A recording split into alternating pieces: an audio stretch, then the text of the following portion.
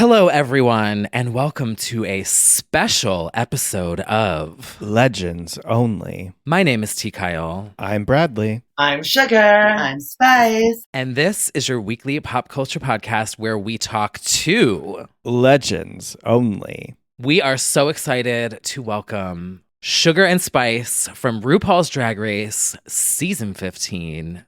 And TikTok fame. Let's not downplay it. Yes. The TikTokers. The TikTok girls. Yep. Yes, we're very excited to have Sugar and Spice on the pod to discuss Drag Race, their career up to date to now, and everything in between, and what happens after you're on Drag Race. And also to apparently provide us with a lot of life lessons and therapy, because that's what it became. And then we got on our creative vibe, and I feel like we were just like tossing around ideas. Yes, this was so cool. This is our first video interview. Yeah. And thank you so much for the support. We were really flattered and humbled that you guys have been listening for so long and like actually do listen to the pod. And it turned out to be a really amazing conversation. Yeah. So I have been excited. creatively like rejuvenated since. When you'll come down for Pride, the re-up, we'll do this. We'll do a regular episode, live reactions to hot topics. We should have come up with a canned bit. For what? Like the way they do it. Oh, yeah. I mean, it's kind of canned, like our intros. That is true, actually. If you're new to this podcast, we are just two gay people that talk about things every week. Mm-hmm. Yep. We have the qualifications to do that. So, if you would like to watch this interview, we do have the full video up on our Patreon at patreon.com/legends.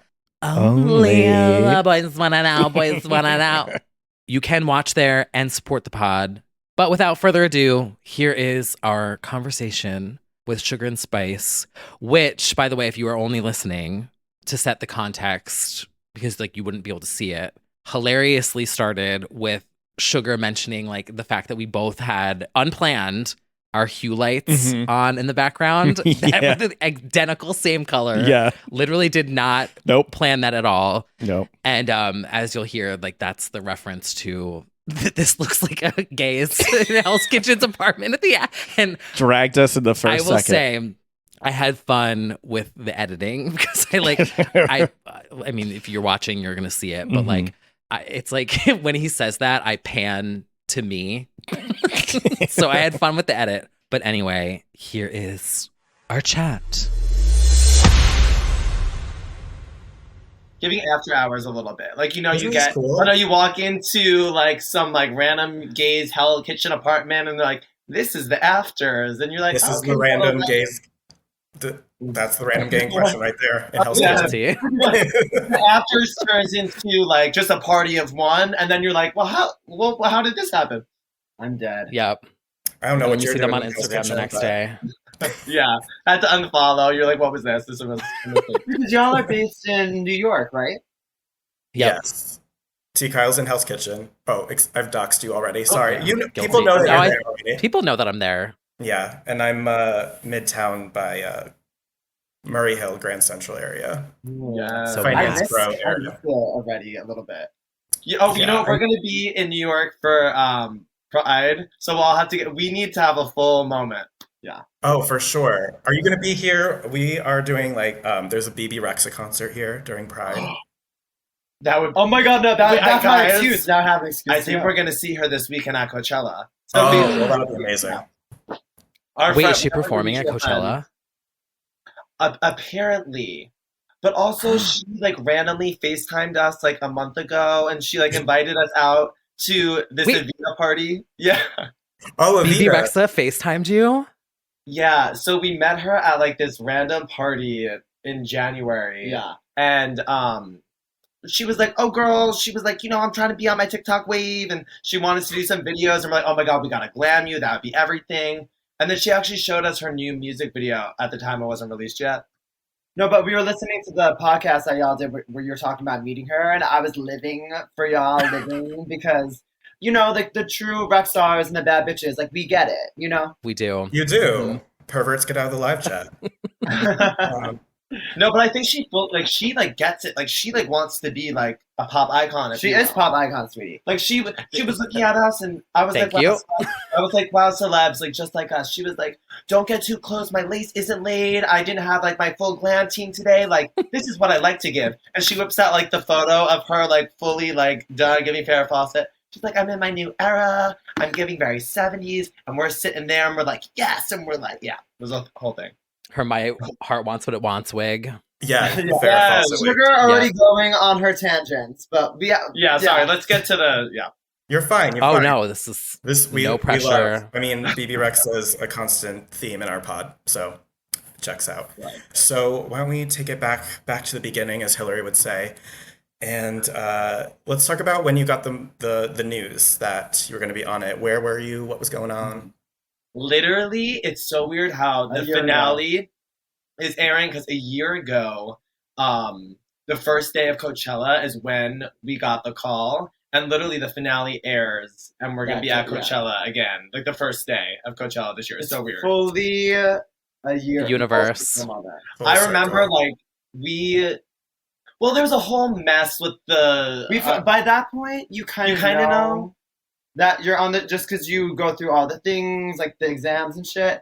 But for some reason, like the psych tests and stuff. But by mental the time wellness. Yeah.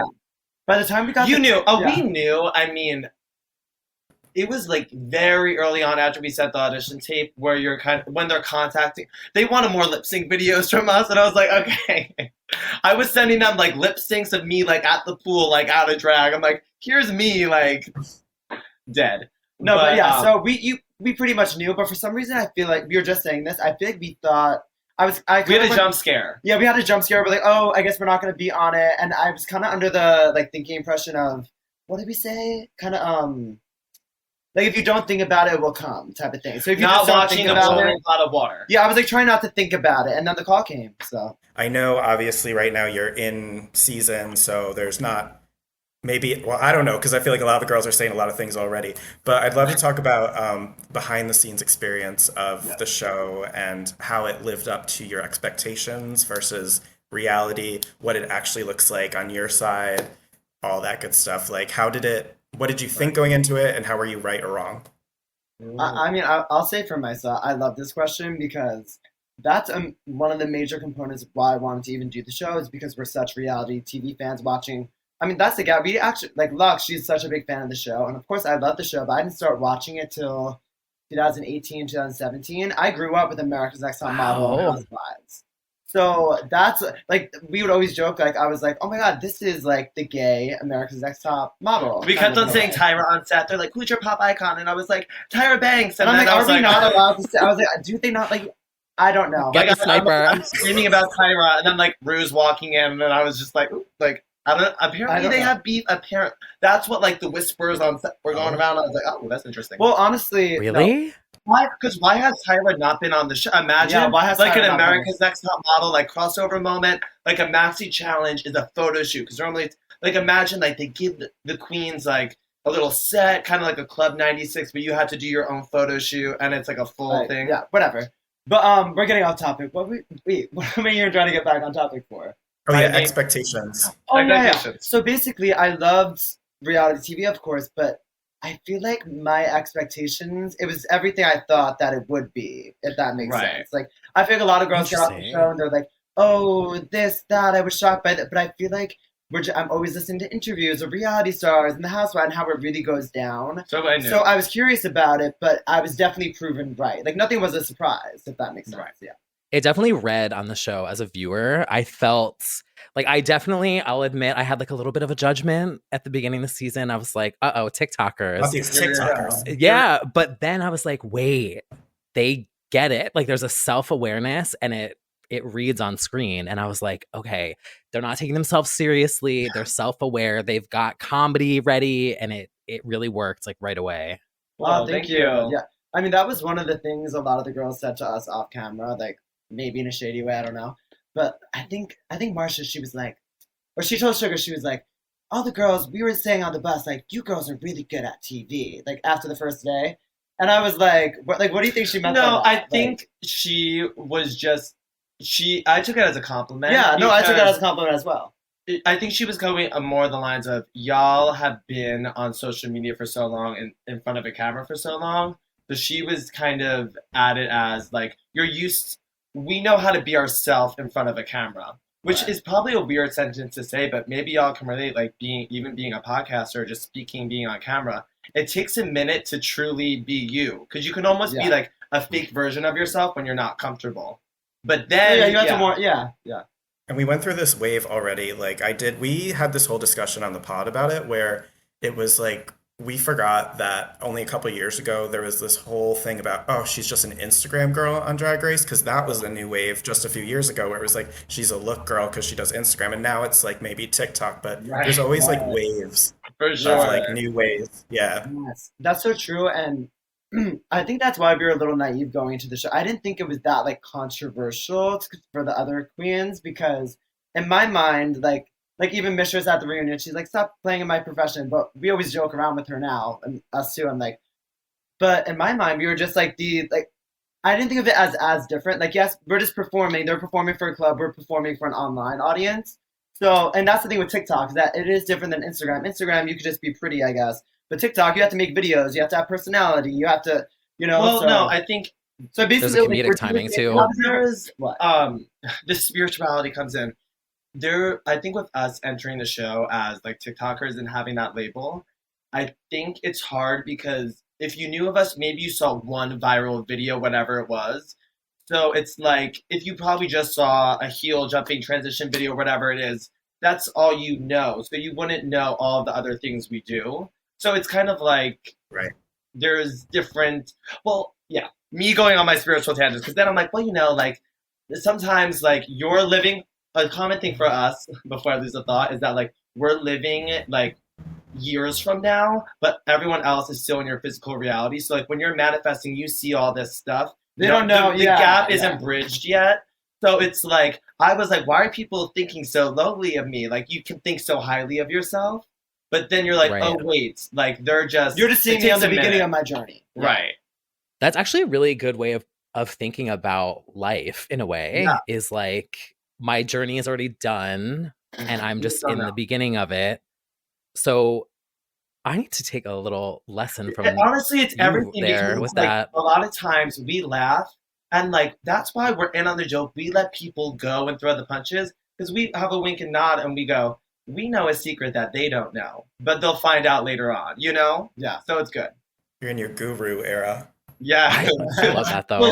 I'm like, no, but this is why I'm always like, what were we even talking about? Because we'll go I'm on these like I'm so just like One of the big controversies of the season, of course, was shortened episodes in the first half. Was that something, I don't think it was, is that something you were conscious of while filming? And how do you think that experience affected the overall impression of the season to viewers? Interesting. I feel so. We definitely didn't. I think no one knew. No, it was a shock to even the editors. Yeah, they all were gagged by that. But I think just it kind of harshly affected like the overall perception, because people were like, "Oh my God, they're shortening the episodes," and also we added the iconic "Real Friends of WeHo." That adding that to the mix, I feel like wasn't a good thing for the fans. But what were people really they wanted to see more? Yeah, I think in the beginning. There was an issue just because there's so many girls. And for me personally, I love when there's a lot of queens. I love different dynamics. I love getting into the different, like, ego. Like, I think it's fascinating. I think a show like this always works when there's more. Like, even on Housewives, I don't like when there's just 4 girls on a season. Even though, like, Jersey season 2, they slay down the 4 basically with 4 girls. But that's like a rarity. You know, so that's a look for you guys, is to do Teresa and Danielle. That's a TikTok. The white tank top with the tank top. Yeah, I just want a clip of me just being like, round them up, like just her backstage. You have to do it. Yeah, no, literally. No, it's interesting because I felt like, and you don't have to answer because I don't want to get you guys in trouble, like with production. But I was always curious if there were mini challenges that were cut out of the beginning where you would get to learn more about someone's personality through like a quick The only thing I remember that they cut out, but I think they ended up posting it in like an Untucked, was when like the old gays came out and we were all asking them questions. Mhm. But honestly, I feel like I remember there were just like certain girls being like, or just people being like, "Oh, we want to see more of so and so," or like, "Why aren't they getting airtime and stuff?" And I remember looking back. I think Lux even tweeted it. She was like, "Girls, the girls that weren't getting screen time just weren't talking." And I'm like, yeah, I think that's kind of just what I think. I mean, there's a little bit of both. If you really want to highlight someone, even if they're not talking, you could really try to push that and make that a thing. But I think it was definitely blame it on the edit. Yeah. But honestly, me being like I've been editing videos for us since like I was in 5th grade, and like editing, like I'm very like that technical like nerd like that. And me just like been editing our TikToks for years, and like we were the girls on with the Windows Movie Maker making our Brass Next Top Model videos, that whole jam. There really is a path. You can really do magic with an edit, but like for us, like I'm not gonna complain about it because I'm like, it is what like it's, you know what you're signing up for. So it's like, you know, they're gonna manipulate and stuff, and like it's camp. I think the whole thing's camp. Like, it's cool. I'm like, oh, this is what they thought to like do with like a storyline. It's like, it's cute. I'm like, oh, like I don't know. One of the things that I thought was interesting is that with that would be the other question about reception, social media, backlash, or comments and stuff. But you uniquely have a big platform already, so you've dealt with a lot of shit, and you've like, you know, you've not quote retweeted, but like responded to comments with videos and stuff. I'm wondering, was it even more like, were you already equipped for that? Like, how was your experience with the inevitable, like talking on social? Yeah. I think we have just been the shock when we were done filming. Yeah, so we were used to people, like, we were used to getting so much hate, but we never cared. That's why we will literally look for the worst comment, because we're like, ooh, we're profiting off of this. This is really like, we're very those like, girls. We're very Smart. like, I never would ever get mad by a hate comment on TikTok. So I'm like, no, that just means the video's viral, because it's like, if it's going out to an audience, I would never like, if a homophobic person down south is seeing my video, We were I'm like, job well done. We hit the mainstream. We're getting out there. Because obviously, why else would I be on their For You page? So I'm like, work. So I never took that seriously, because I'm like, yeah, the homophobic people aren't gonna like you doing drag regardless. But this is different, because if they don't like you, it feels more personal, because it's like, ooh, da da da da. Like, they're not gonna like you not for being a drag queen. They like drag queens. They're not gonna like you because maybe you're crazy or something. Yeah. And that's the interesting part was, again, we were naive going into it, where yes, we were like big on TikTok and known, but we weren't, I feel like we didn't have a social proof where people were talking about us. We lived in our own little TikTok niche bubble. If you were following us, it was like your little sugar and spice content, whatever. So I wasn't aware of how people outside that bubble thought of us, because it's not like you would go on Twitter or there were nothing. So but that is the cool thing about internet fame nowadays, and that's where I feel like fame is going compared to back in the day with Marilyn Monroe. It was so hard to be famous. Now I feel like eventually everyone's famous, but they have their own niche following. You're famous to one person, even with the Housewives. You could be obsessed with them. If you don't watch Housewives, you don't know them. If you don't watch Drag Race, you're not going to know them. So I think it's a million different bubbles. Right. Yes, yeah. So if you're not in the bubble, you just don't know. Right. But I guess we just weren't aware. I think when we got back from the show, that's when we got the most hate. That's when, I didn't know the Drag Race fans that like find out who the cast is. Like they were you would have thought we keyed someone's car. Like, it was so bad. And I remember I was like, oh wow, like you don't realize, you're like, oh fuck, like people really like had an issue.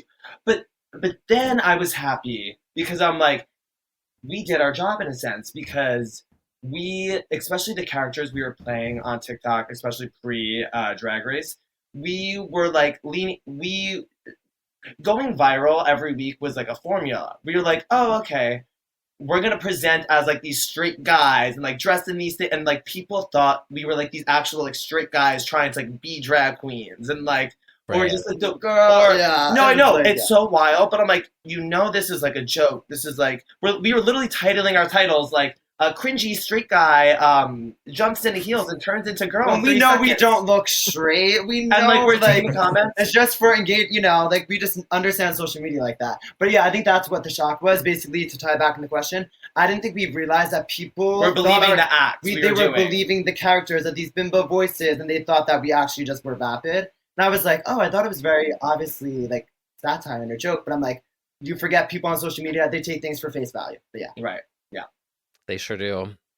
They sure do. So that was just the part.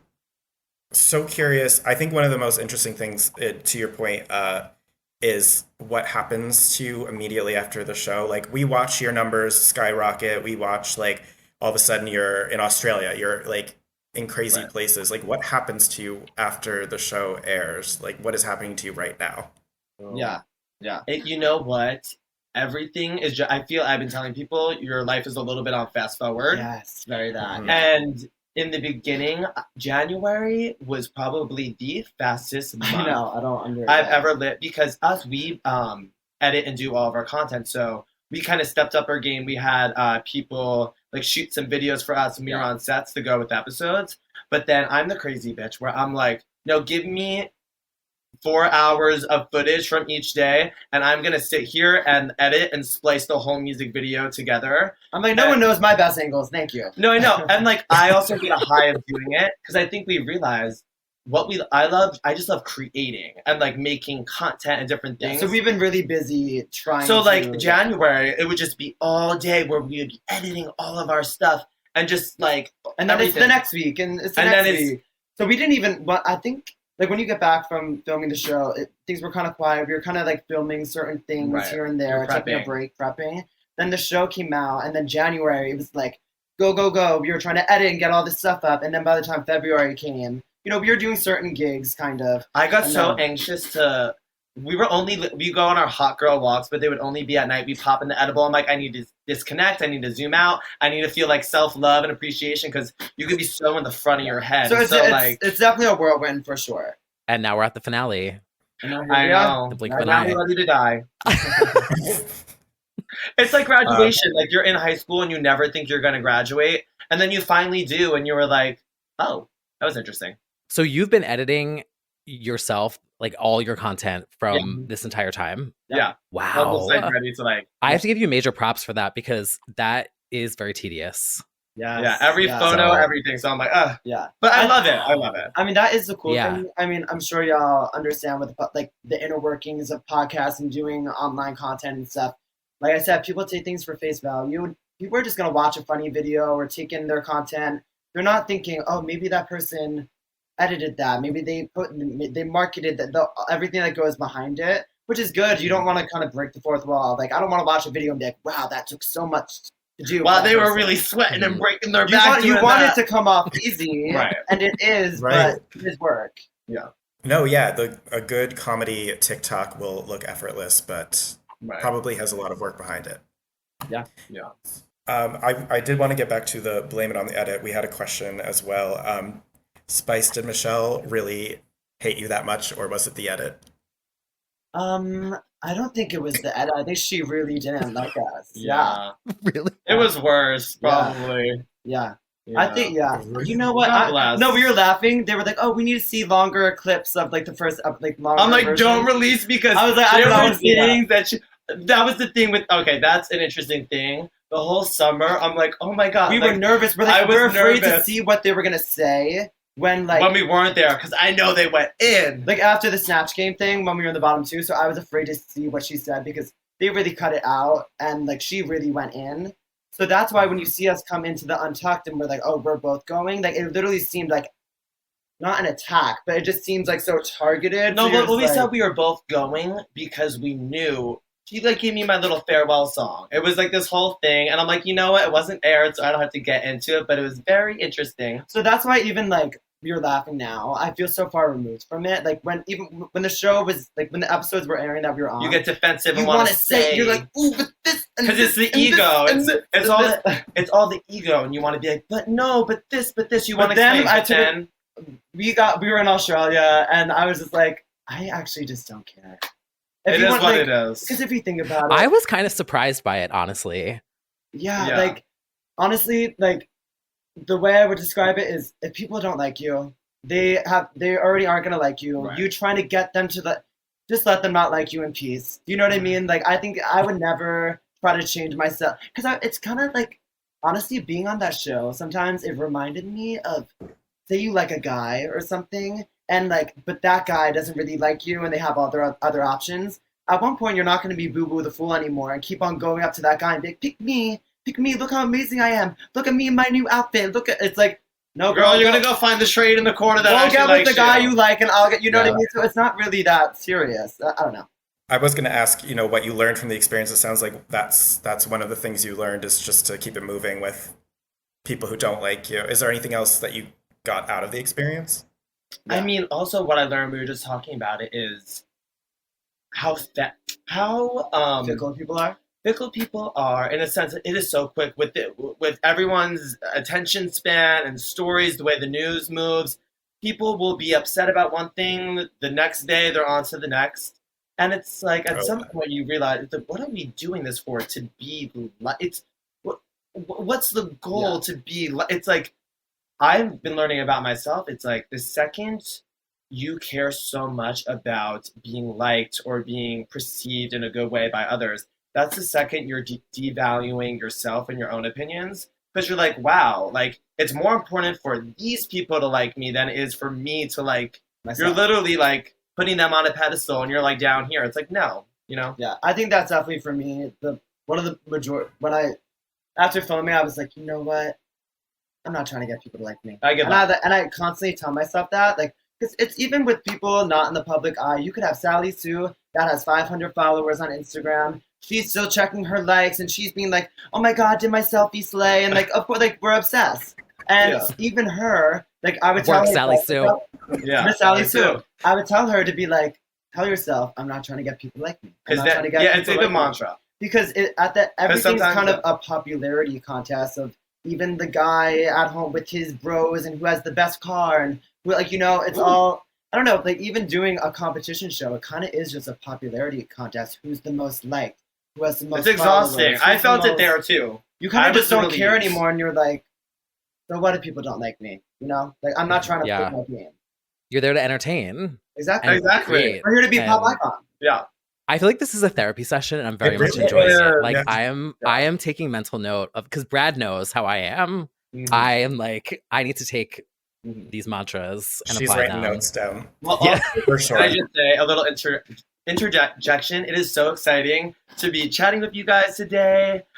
Because I remember like listening to this podcast, even like when I think we were still back home on Long Island. Yes, yeah. We'd be teasing our wigs all night and like just like trapped up in How our did we room even- hiding. how did we find And like it? I'm like, oh, these are like people I just like know, and like you have to find the gays have to link up even in the suburbs.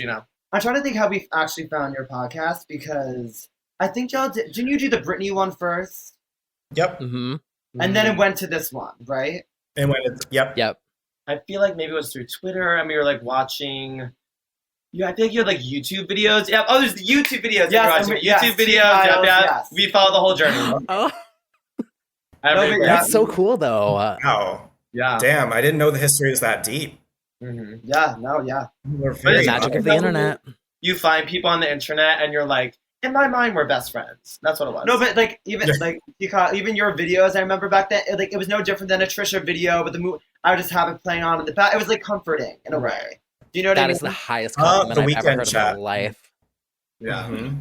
But that's what. Oh, just one last thing about y'all's podcast. But that's why I love listening to y'all because you give like such unfiltered opinions and just like y'all's dynamic is just so funny. And even just like the little clips y'all will put in, like I think it's that one Heidi Montag thing. And what's she's like, "Are you guys clubbing?" Well, that was from our interview with her. Oh my Yeah, God. that was wild. What did she say? What was? She asked if she basically wanted to ask us if we were F words, but Yeah, like we she were phrased it like, "So are you guys clubbers? Do you like She like dancing?" She like Well, pop? okay. Well, you know what? And I feel like it works so perfectly with you guys. And just like in my mind, like if I was to give an elevator pitch to someone to like listen to your podcast, I'm like, no, they are the definition of the safe space of the two gays at the straight party. So it's like if there were to be, if you needed two gays at a straight party, it would be them because they would be the safe space. And like you wouldn't be talking, but like one of you guys would have been like, "Ooh, Barbara's lace is lifting," and then it would have been like the code for all of us to link up. Me. And then it would have been like by the end of the party, like maybe you're there with your family, you didn't want to be there, but like we're having a lot of fun because I'm like, oh, these are my people. It's giving that. It's T. Kyle talking shit about Sally Sue. Right. I mean, like you guys are like the comfort at the party that you want to hang out and like talk to. Yeah. The fun table.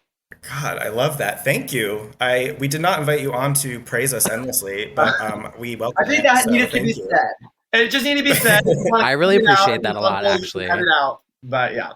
No, we love. Thank you. Something that we've definitely struggled with, and like I make meme content that's like, you know, I edit things that are not real and they're like jokes and satire, and people get so angry, and I struggle with like taking it seriously. So it's cool to hear from you guys, like just to maintain that mindset of like there's people out there who get it. I'm not trying to hurt anyone. It's funny. It's satire. Right. Yeah. Yeah, I mean, even with the keep on serving gun. Oh my god! Does Luann know that exists? Does she know? She does. She does. Did she use it or? She referenced it in captions. She has not used it yet. She acknowledged she used something. What was that from? Like, it was like a cameo. It was a cameo. Like someone told her to say, "Keep on serving con." Yeah. It's so good. It's so good. Like, there's that one. There's the one of Ramona being like, "And it's okay to be gay," and she's like, 5 Trulies to the wind, and a little feminine. And a little feminine.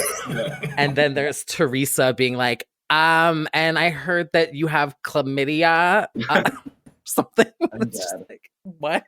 Yeah. They're down to say anything on those. Do you do cameos? Oh my god, we should. They're always messaging us to do it. Yeah.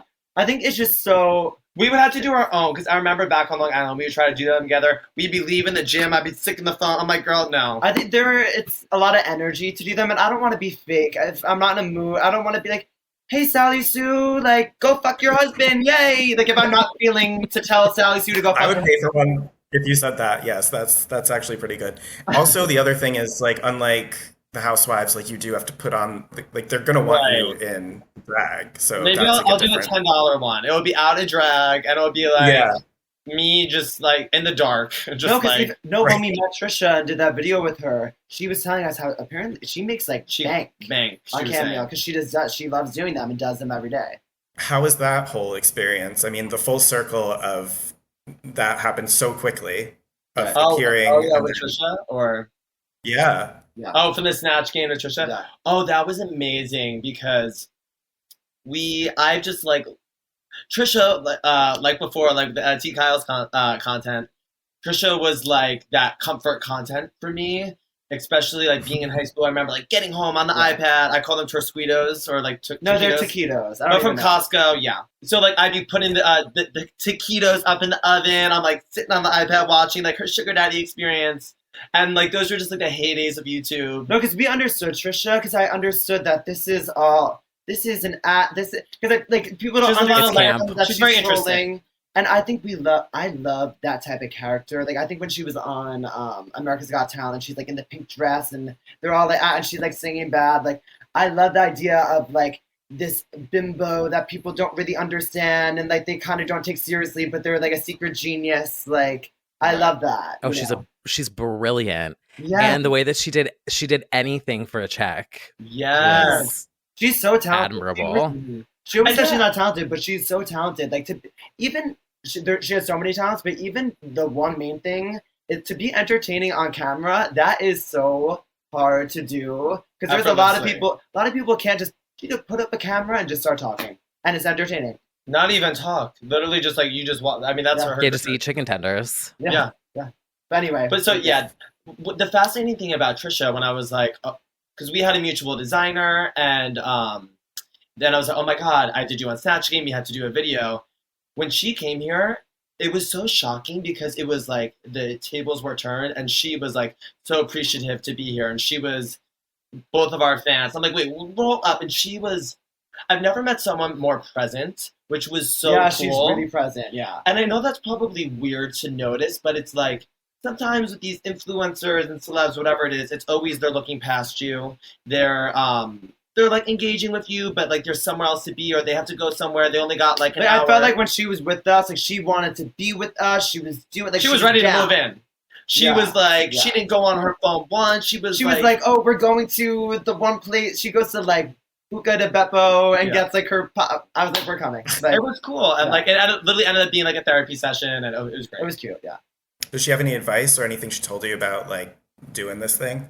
I feel like it wasn't even necessarily advice. It was just more of her kind of like, we really had like a mutual respect for each other because like she understands like what we're trying to do and we understand what she's doing. So, yeah. Well, what's fascinating is she was complimenting us on like just how we do social media. Like she really admired.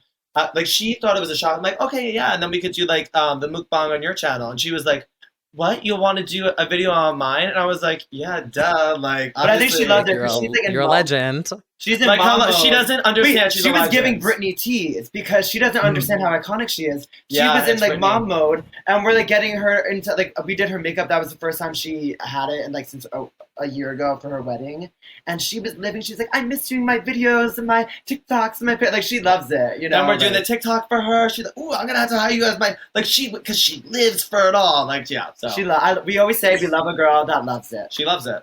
Wait, we have to ask also, as it is legends only, like who are your legends? Who are your faves, your icons? Yeah. I'll start for myself. I feel like my top 3 has always been between Miley, Katie, and Tyra. Those are like my 3. But that makes sense. Yeah, but it's different like with my music taste. Because I feel like I really You're the music girly. Yeah, I think that's why music. like you really seeked out their podcast because you were really interested. I like people talking about not only pop culture but also like new releases and music and stuff. Yeah, but you're very that girl. I feel like, or even I think I follow Bradley. I think it's your Spotify, like the Mewtunes, the playlist. Yes. And I'll always check it sometimes, and I'm like, oh, you're adding the same songs that I'll add, the new ones. Yeah, but I feel like recently I've been listening to a lot of like Toblo. I've been like really appreciating her. Oh yeah. But also Ellie Goulding as well. Right now, really Ellie Goulding will take the cake. She is. There's something about Midnight Dreams. Is that the first song on the album? Yeah, it's so good. It's just, and I love. She snapped. She snapped, and I love how in interviews she like these personal album because honestly, work. She was probably doing like this soul crushing like music, like tearing her heart out, and she's like. The gauge, what performs best? She's like, I want to be on the radio. What performs best is a pussy popping beat and a little vocal will suffice. Caption it, temptation or intuition, and then you're good. Yeah, literally, that's exactly what she did, and it works. Your debut album right here, Intuition. Yeah. Produced by T. Kyle. There it is. But who are your? Well, recently, our friend. Have y'all heard of Gia Gunn? She's a lesbian pop star. Okay, so she. Wait, Gia Woods. Oh. Gia Woods. I was like, I knew you were talking about Gia Woods, okay, and I was like, Gia Gunn, the lesbian pop star, yes. But you knew what I meant. I'm gonna look that one up. I'm gonna look that one up. Yeah. I'm gonna look that one up. He's been around for a while. Well, look that one up. Okay, so Gia Woods, we're obsessed with her. Yeah, we're obsessed with her because she's played us some of her up and coming stuff. It is so gag worthy. Yeah. Like literally, I listen to her unreleased track every day. I'm ready for these releases. So Miss Gia Woods. Yeah. And Gia Gunn. And Gia Gunn. Oh, of course. Yeah. And Vroom Vroom. Okay, I'm looking that one up. I'm looking that one up. Because I know y'all love Britney, but I love Britney and Christina. I honestly love all the pop girlies. I really do. Like, I mean, your references on the show and like on TikTok are very clearly all the girlies. No, yeah, and even one little. You were yelling one day on the show. Oh my god, that was the thing they edited out. That was a little thing they edited out during our emotional Untucked. You were like, because I think they were saying something. Well, no, you were like, I mean, Katy Perry's my inspiration. Like, she's drop dead gorgeous, but crazy as hell. But then one of the girls is like, well, what do you really know about Katy Perry? Like, she doesn't really get personal. And like, it was like this whole I'm thing. like, girl, don't come for my no. Yeah. No, but even when I wore the Have you heard Part of Me? Part of Me documentary. Yeah. It was giving like gay. No, but I think I was wearing the Britney Flame outfit inspired, and I'm like, girls, do you know, like, hello? And they were like, no, I don't know who you're referencing. Like, no one knew. No one got it. And I was like, I think maybe one like intern was like, oh my god, Britney, and I was like, did Rue catch it? no. I mean, I think Watch Your Pack and Michelle said that that was her favorite Britney outfit. I mean, it's also like, I appreciate it because it isn't the most obvious one. It isn't oops, you know, it isn't like something that is obvious. There was a doll of it, and I always loved her. But I wanted, and I was like, wait, this would look good with like fiery hair, because I wouldn't do blonde, because Spice, of course. So I was like, oh, let's like change it up a little bit. But also, you're right. Like, if there ever was, I wanted there to be a Night of 1,000 Britney's. But I think everyone would think to do the obvious, oh, Baby One More Time or Slave. So that's why you have to do like the ones, like the deep cuts.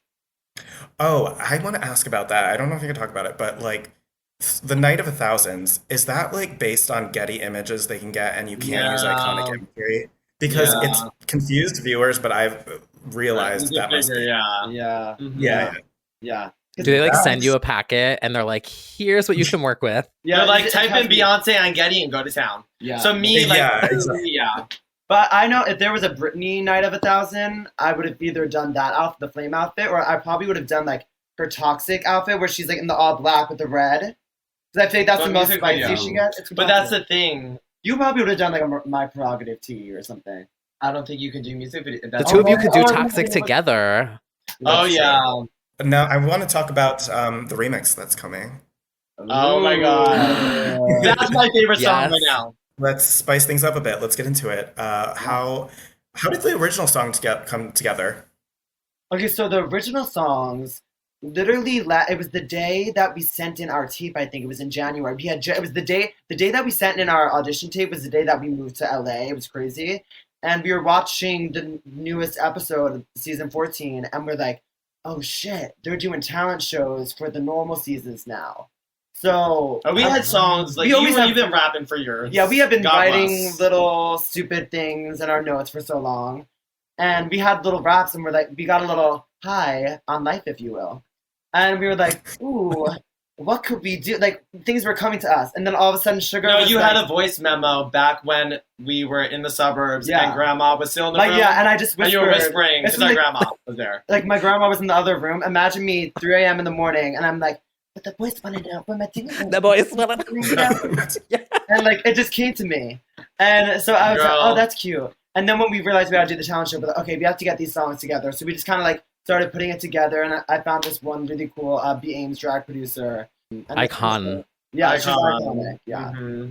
So yeah, but even with that, I loved it, and then I was like, wait, I need like a pussy popping beat. Like, we need this to go there.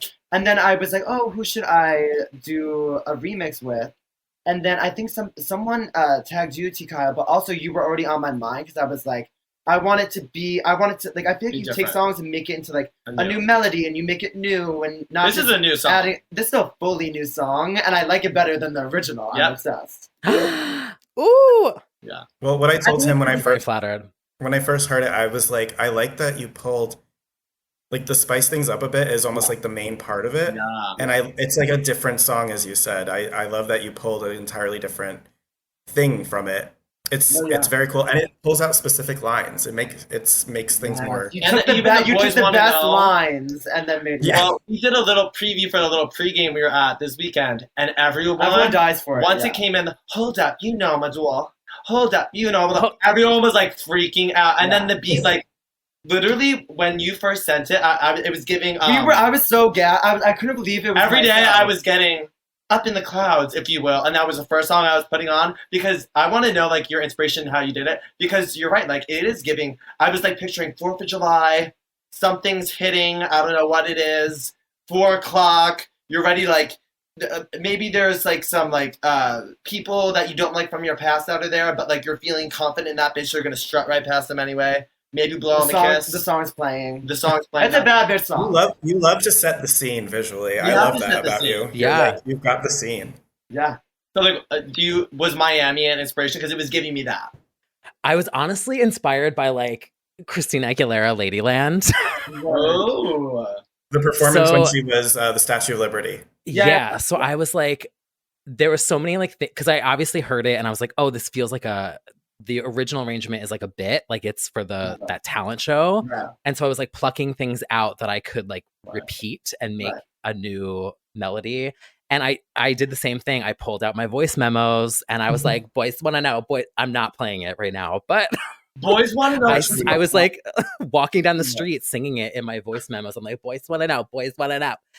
And then I like pulled, chopped it up. And I was thinking like, I wanted something that could play for your shows, but also have segments on TikTok that you could slice up. There are. But then also something that could play at an event like a Thai tea, or I literally was like, what would Aquaria play at Ladyland while Christina Aguilera is changing? Like that literally was my inspiration. Very. And then I would go into that. like her iconic Barbie girl remix. You know what I mean? Very that. Mhm. The bridge was like low key an accident because my computer froze while I was echoing out Spice It Up. And so I'm sitting there and it's like the rainbow wheel starts going and it's just going, spice things up a bit, spice things up a bit, spice things up a bit. And it just kept going and going and going. And I'm freaking out. I'm like, oh my God, I'm going to lose this file. Yeah. But then I was like, wait a minute. And then I'm like, Wow. But she's and it just like kept going and I just kept going and going. And so I was like bopping to it. And I was like, this song's getting a bridge. We're bringing back the bridge. No, that's my favorite part because it almost gets kind of like trancey for a second. Oh, and that's then what I said. I was like, You kinda this get is lost for, like, in it, the yeah. girls and gays to get down to, but also like the gays that like to bump and grind. Like you could put this on at like any kind of like rave moment, and like especially the end, it's very trancey. Like if you're feeling the drugs, you'll be living. He's a trance girl for Yeah. sure. I am. Yeah, but definitely when I heard it, I was just like, because I love like we each want to do. We're gonna do music. Well, maybe together, we'll have to but- talk because now I'm like, because Bimbofied's like dead on arrival, but I'm like, you know what? I feel like I'd be interested to see, and like the girls want me to perform it sometimes. I'm like, girl, I'm over this track. I'd be interested to see what you would pull if you could like make Bimbofied into like a rebirth. Like if you I would be interesting to see what you could pull. Bimbofied the re-up. Yeah, like even if you took like, It's very Nicki. like, what are the words?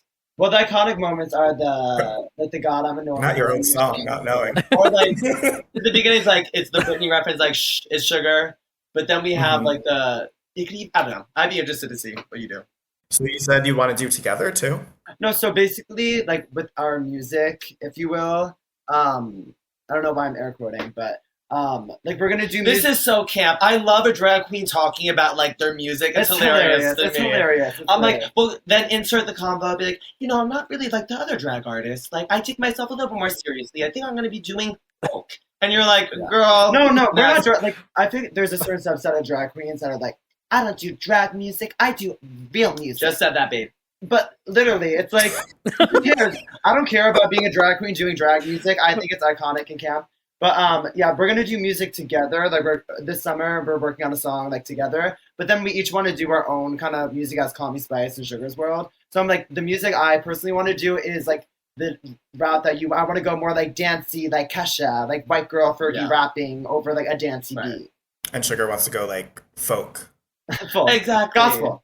Exactly. I think Ballads. like I think You you gotta should do lean it. in. No, you should do a collab with Trisha, Sugar and Trisha, and do like some sort of like gospel. maybe we'll do song. something for the Barbie movie this summer. We'll do something very Oh, there's mean, so that- much to work with. There's a lot to work with that. Like you're gonna have a lot to work with in general with your TikTok content strategy in the Barbie movie. There's Oh plenty. yeah, no, for sure. We're just like just manifesting to be. That's the only red carpet I ever wanted to do, the Barbie thing. Because I'm like, sweetie, hold up, I'm a doll. Like the plastic ones, you get That the would make so much sense. It makes so much sense. They would be smart to have you there, honestly. We're already planning. We're not even. If anyone out there is listening, we're already talking like we were invited and like we had the outfits and like you You do like to manifest. You like to plan these things way ahead and have it in mind already. like it's it was amazing. The Barbie carpet was so fun. The girls were gagged. Yeah. Miss Spice was on the carpet. You were talking about the new remix ding-a-ling. Yeah. No, honestly, that is gonna be my thing. Because of course y'all know the Christina Aguilera thing where they're like, "Oh, when's the album coming out?" And she's like, "I promise it's coming. I think I'm not Liberation. Oh robotic." yeah. I love that. I'm not robotic. So I'm gonna I had to ask my man. I had to figure out when exactly the song's coming out. It should be out this weekend. It should be out by the time this is out. Oh, you're playing a Liberation with it. What did she say? She's like, I'm gonna tap into my artist self and Yeah, absolutely. Yeah. Speaking of the manifesting, do you have any short-term, long-term goals that you feel like you want to put out to the universe, things that are lining up for you? Yeah. What's coming up? So you know what it is? That's my line. I always say, you know what it is. Sure, That's what you learn about I don't know yourself. what it is. Like you're always like, oh, I do repeat certain little things. For me, it's a matter like people are always like, oh, what's next? And then I'm just like everything, in the sense of just all we have is how we feel. So it's like I just always want to feel good. So it's like my dominant. It's so corny. It sounds so Miss America, but it's like it is what it is. It's like I wake up every day. I'm like, what is gonna make me feel the best today? And that's we try to take it day by day for sure. So it's like I want to. We're people meet us and like you guys are psychos. Like we just repeat like right now. Recently, our whole thing is inspired action. So it's like things are so easy. Nothing feels like work when it's inspired action. So it's like we even have this thing we have to like sketch new looks but I always try to have fun with it. I'm like, oh, let me smoke a little bit. Let me play music. Let me make this fun because when you're inspired to do something versus oh my god I have to do this. So we have so many like goals and dreams and stuff, but we know it's the long haul, So we're taking we're not trying to rush. Like I feel like a lot of times people go on a show and they're like, yeah, hit while the iron's hot and all this stuff, and I'm like, no, it's all in due time and all because we're coming from a place of abundance. I feel like being like I have to strike while the iron's hot. That's coming from a place of scarcity. Like, do you know what I mean? So, but I feel like right now we're focusing on, we have DragCon coming up, and we're actually starting a little YouTube series this summer. For sure, yeah.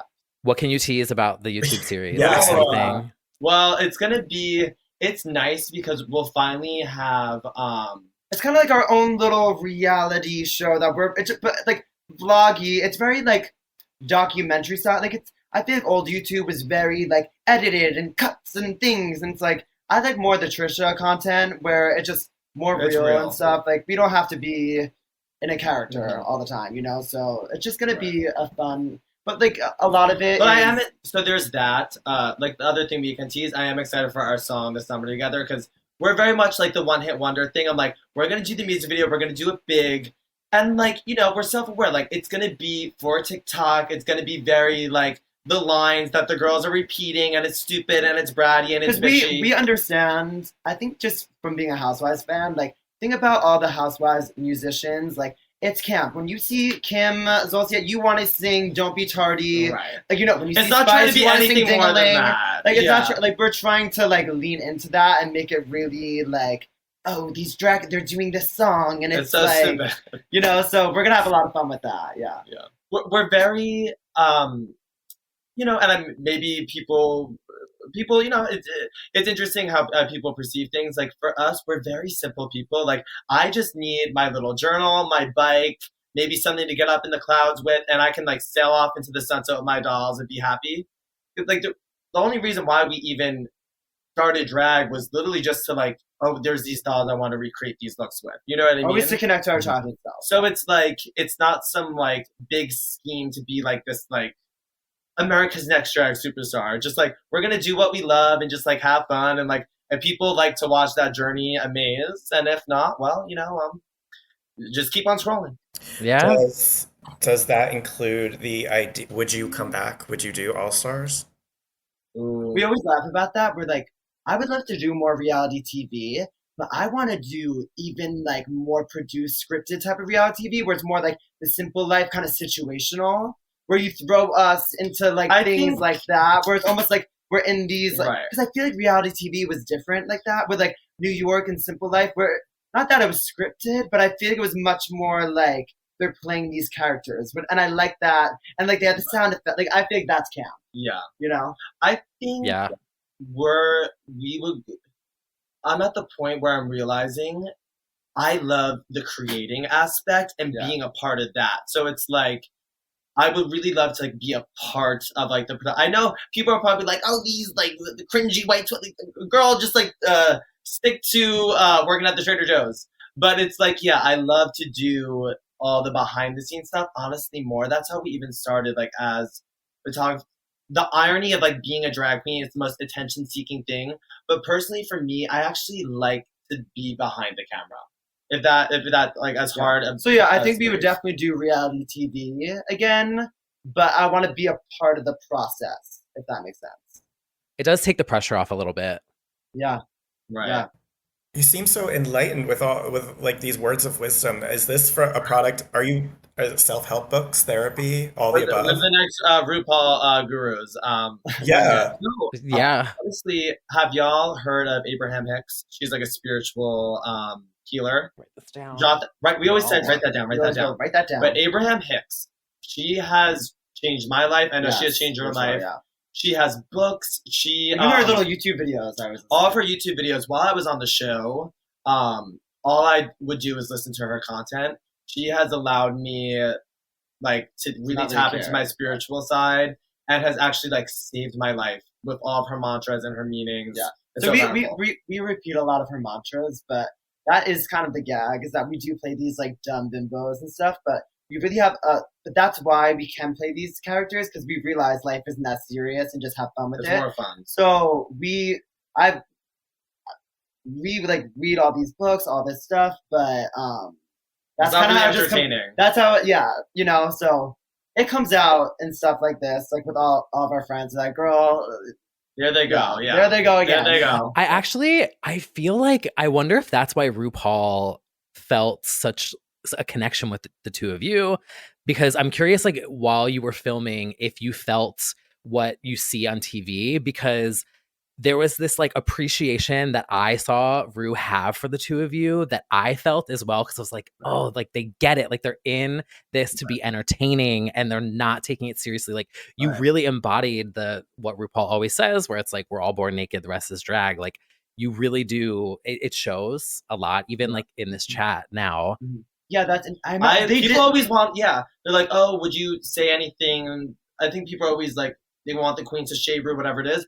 For me, I love him because I respect him so much because I get it.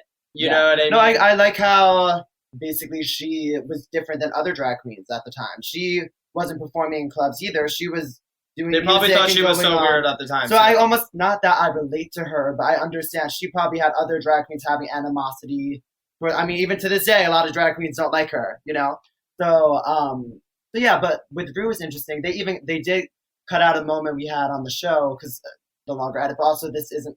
It's not for it's TV. not what for you said. TV. What I said to her, I think I was on the stage. I think it was when I was in like it was my last episode. I was there because I came back. Well, you thought the judges didn't like you. Yeah, I was like, oh, they don't get me. You know, like they didn't like Sugar. They're not gonna like me. Whatever.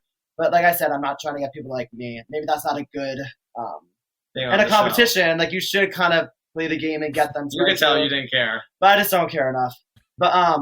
But eventually I did tell Ru, I was like, oh, I think they finally get me, because I was telling Ru, I was like, yeah, you know, I come off really silly, but I have a very spiritual side. And I think I told Ru, like, she stopped in the tracks, and I was like, you know, Ru, I'm sure the girls admire you for different reasons, but I admire you because, you know, you just come off as very enlightened, and you're in the receiving mode, is what I told her.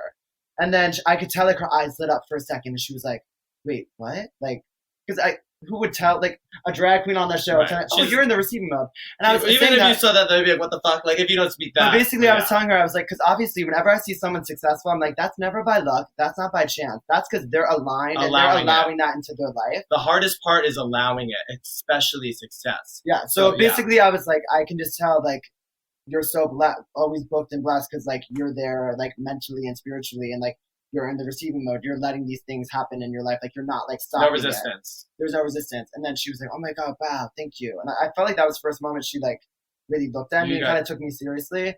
So even though I went that week, I was like, okay, that was, like, kind of, like, good closure for me. I'm like, okay, she doesn't think I'm too crazy or something. Like, she gets it. And I think especially with Rue, she's done this so many times. She's filming, she's in the UK, they've done it. They always shade her for not remembering, but I don't blame her. Like, it was hard to even watch the show. Like, you get busy and stuff. So, like, whatever it is, but yeah. Yeah, and I definitely feel like that side is not maybe it doesn't play to TV so well, but that's a side that It doesn't really work for TV. Wouldn't really, right. Yeah. And people would not really associate that with you. Yeah. Even, well, I mean, I guess we could say it now if you want, but even the name of our YouTube show is one of our mantras that we say. Well, we might change it. Yeah, we might change it. But one of our mantras that I even wrote it on the mirror message. I was like, well, girls, it's been so easy and so fun. And like, we always said that they would be like, that was it. So we weren't even saying it on the show, but it's like off camera when we were doing the rehearsals with the girls and stuff. They thought we were crazy. Like, who are these little like round them up like Tweedledee and Tweedledum? We're running around saying our phrases, but like before we were doing choreo, I'm like, it's so easy and so fun. But like, if you actually think about it, it's so helpful because it's like, no matter what task you're about to do, sometimes I get anxiety. Maybe you guys can relate of, oh, this feels hard, or like you're predicting all the possible things that are going to go wrong. But it instantly relieves me. I'm like, it's so easy and it's so fun because what more do you want? You want it to go smoothly, and then hopefully you can enjoy yourself while you're doing any task. Well, because we always say, what's the opposite of easy and fun? Hard and boring. You don't want a hard life that's boring. You want an easy life that's fun. So it's literally that's all you need. You just want it to be easy and fun. So we always say it's so easy and so fun.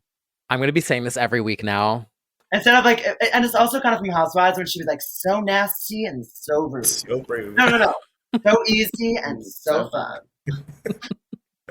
Wow, you've just saved us both on therapy for the week. No. Yeah. Well, thank you both so much for joining us for this. This has been so incredible. We really appreciate it.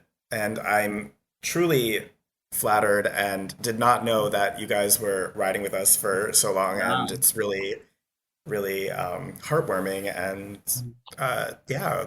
So thank you for doing what you're doing because there were just so many nights where I remember I have very specific memories of being up in our room and like there was like the one hickering light and I was trying to tease hair and like it would help like those processes go by and be like smooth. It's like, well, also, I get to listen to y'all. That's why I love podcasts, and I feel like everyone tries to have a podcast now, but y'all were the real deal because I feel like it's like, why do people like, the reason why I like podcasts, because sometimes you want to hear people talking about things, but you don't really want to engage in a conversation. You want to hear it, maybe not be a part of it, but you want to hear the dissection of it all. And especially about things like, my friends don't want to talk about pop culture, or the housewives or shit. So it's nice to know that you have other people that have similar interests as you. Wow, thank you. That is really fucking sweet. Have you ever felt like weird to give someone a compliment, like on the street randomly that you don't? It almost feels weird. Well, isn't that one of your New Year's resolutions, T. Kyle? Is like accepting a compliment and giving compliments? Oh, I tried like my resolutions for this year was like I have such a hard time receiving compliments. I'm always like, it's just because childhood trauma. Right. So I tried to like give more compliments to people, and not in a fake way where I'm just like running down the street being like, Sally Sue, your wig looks so good. You know, like I like, genuinely, like if I see something, I want to compliment someone on it, or like tell a friend like this thing that you did is really cool. Like it's really difficult for me to do. So yeah, that's been something that I've been practicing and trying to do, which I think goes to like the receiving mode, like what you had said before, where you were like, I'm in this receiving blessings and stuff is a good headspace to go into.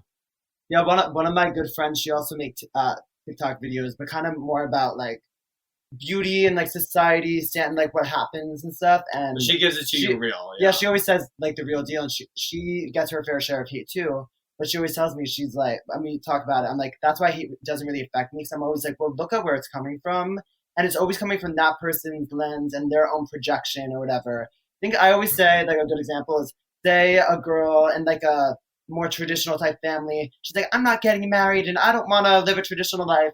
And then maybe the mom that doesn't like her husband, doesn't like that she has kids, didn't live out her dreams, she's projecting onto her and is hating on her. And she's like, well, you need to get married and do what I did because I did it, type of thing. So I always say, look where it's coming from, and it really has nothing to do with you when someone's hating on you. Absolutely. It's so a very healthy mindset to have, especially as the numbers continue to go up and more eyeballs are on your stuff to just like keep it grounded. Yeah. It ends on such like a soft, sweet. That is the thing with us. We always say with Sugar and Spice, you're gonna get crazy, you're gonna get chaoticness, you're gonna get hieroglyphics. I said that at the reunion. They cut that out. Hieroglyphics. He was like, Spice, are you speaking English? And I was like, hieroglyphics. And then They Also, definitely picked your most like fastly spoken moments during the reunion, I will say. yeah, they But definitely me, did. but like me with just like just me, I was like, but I understand. I like when people talk really fast, and like to a lot of people that probably wouldn't make sense. But like I'm very Cliff Notes. I'll just take a little. Yeah, I got it. But also, like, that is me. I'm watching that back. I'm like, okay, no, take it. Maybe I should take a second and then think about what I'm gonna say. But also, I just feel like in that environment, I don't know why it was so fast paced. You think you have to blurt it out? I think you right have to away. like interject because that's like everyone's vying for screen time in that moment, and you got to kind of Exactly. panic and insert yourself. And like Lux said, like the girls who talked. Like Yes, exactly. And a Right. lot of the times, also like, and I think it was with like Aura's mom. I started saying something, and it was kind of like the physical reality of typing out a tweet and then realizing, wait, this doesn't make sense. Also, no one really cares, and this is too long. So let me just like kind of not tweet it. So you that deleted was in real kind of time. what was happening. I was like, I was gonna go into something. I'm like, wait, You're this is too like, long. No, you realize. No, you I was like, realize. this breaks the fourth wall. This is too much. So yeah, There's I'm like- no nuance on Twitter at all. No. yeah. Oh exactly. yeah, that's a whole It can other just thing. be twisted contextually in every Exactly. way, shape, and form. Absolutely. Yeah. Exactly. Oh no, that was the one last thing they cut out from the reunion. My other Housewives reference when they were talking to Robin and Amethyst about being like this in this relationship that Oh, right. nobody cares about anymore, even them. I was kicking up my leg. I was like, "Load your legs to horny drag queens. Load your legs to horny drag queens."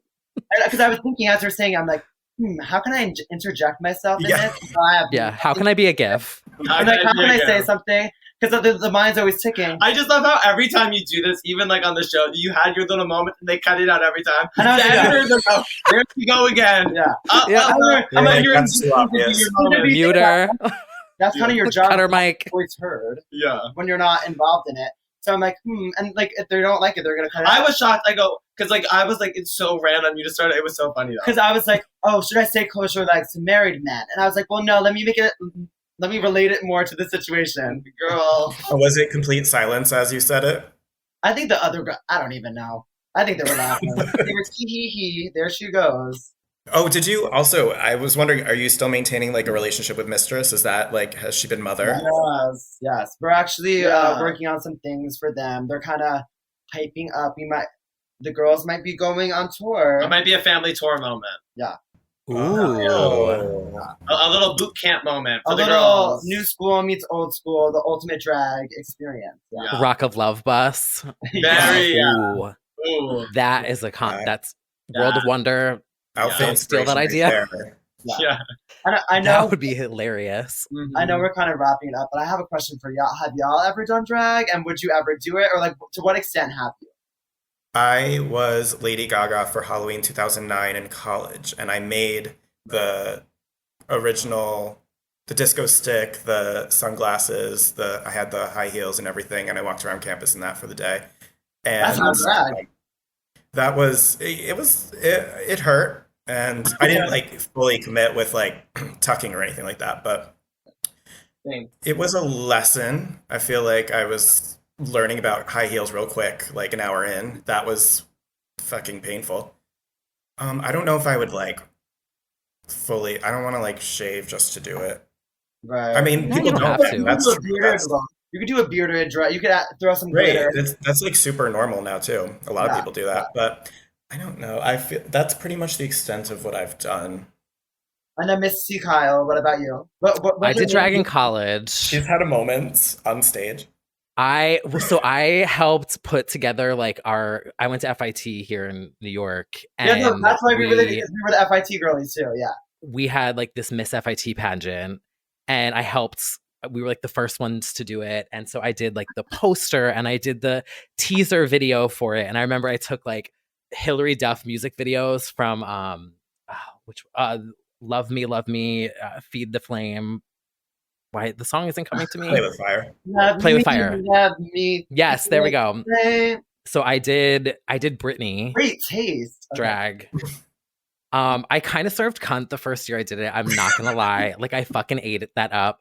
You would give in like long, dark ginger hair, giving Lindsay, and like with like a cell phone and being like, I never called. It's not like he hasn't thought about it. He's definitely being shy. There's definitely a wholly it's in the closet. character back there. Well, I was gonna do Jessica Rabbit for Halloween 2020 because I was like fit, I was like in shape, and I was like, ooh, so I have the wig.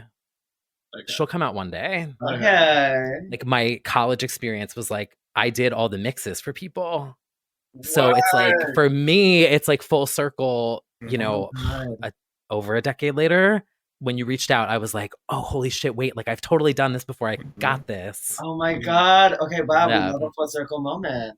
I'm kind of. I see like I feel like a full DJ moment would be so. Like I see you like at like the gay parties and like it's like T Kyle DJing. Like I see that. But yeah, do you DJ? Well, I can see you guys even as a duo. I don't. I'm honestly. I feel like I can say this on here because we're having this like really like cool combo. I'm honestly fearful to do it. But like hearing from you guys where you're like just if you're having fun and like I really need to apply everything that you guys have shared here, I need to apply it because I'm scared to do it, honestly. Like I think I'm no, but you know what? Fear is the biggest indicator to do something. Yeah, because that was even like doing the show. It's like it's like we weren't going to do it, and then it's like the thoughts come in of well, no, all the reasons why not to. But I feel like that's a fun little game to play where it's like, ooh, I'm going to beat these little thoughts that are like, you can't do this. It's fun. You think about it as a game. It's like, I'm going to like knock these little people out. And then it's like, and then it feels so fulfilling because it's like something that was once fearful. You get on the other side. It's like, what's on the other side of fear? Like happiness and like release and like, wow, I did it. We used to do a Britney night every year, and me and our friend John Ali would DJ it, and T. Kyle would meet and greet.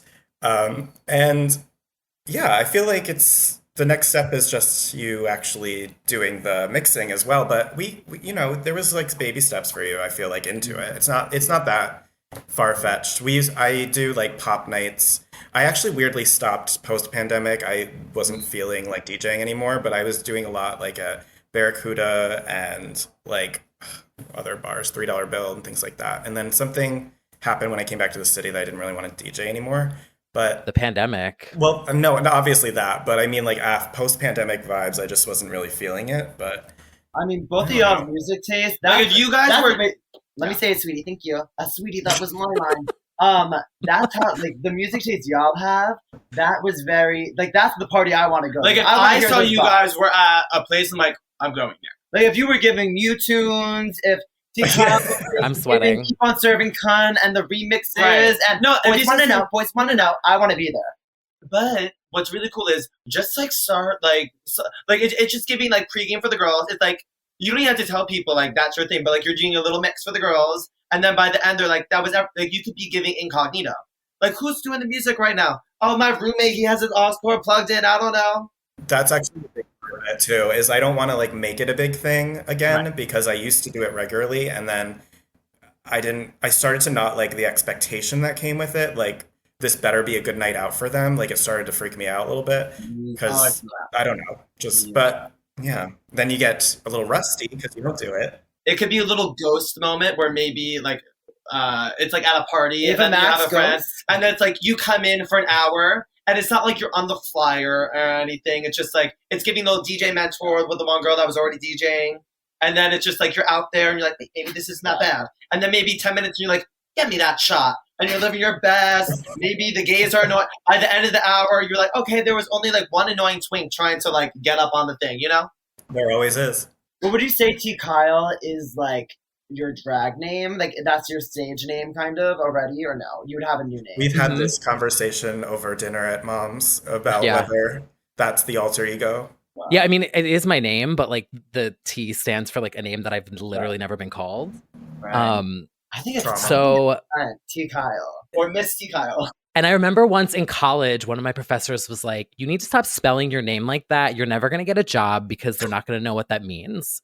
And I was like, I'm not getting rid of it because it's cool. And I like my logo. And she was like, But I don't know. Yeah, Like my kindergarten papers, like say it. Like I don't know. Like yeah. It was in kindergarten you were doing that already? Yeah. Wow. I mean, I will say, like, whatever y'all Branding. do with music, whether it's DJing, like, I say go for it, because not only do y'all have the talent, but also the passion. And I feel like the passion is way more, like, I can tell both of y'all love music. Like, you love talking about this stuff on this podcast, and that's going to take you to the next level, because you could be the most talented person in the thing, but if you don't have that, like, drive where it doesn't even feel like work, it's just inspired action, it's not going to happen. So. That is true. That's very true. Passion is really where it's at for motivating anything you do in your career. Like, you have to truly love it, because you have to accept that if nobody watches it or everybody watches it, you have to love it yourself. Yeah. This therapy session. Yeah. And you know what? When we do our song this summer together, Kyle, I'm sending that over to you, and I want to see you do another remix and eat it up. Oh, yeah. And no, we're literally sitting. It's giving cultural reset with the song. Yeah, I'm obsessed. In my mind, I call it either Spice Things Up or Boys Want It Now. And you sound, the way you just did the vocals, you sound so bratty. Like, the Boys Want It Now, Boys Want It Now. It's so like, yeah. It's like, hold up, you know I'm a dual. I think it's because the Spice Things Up a bit. I'm like, wait, I'm giving pop girl here. It sounds very femme.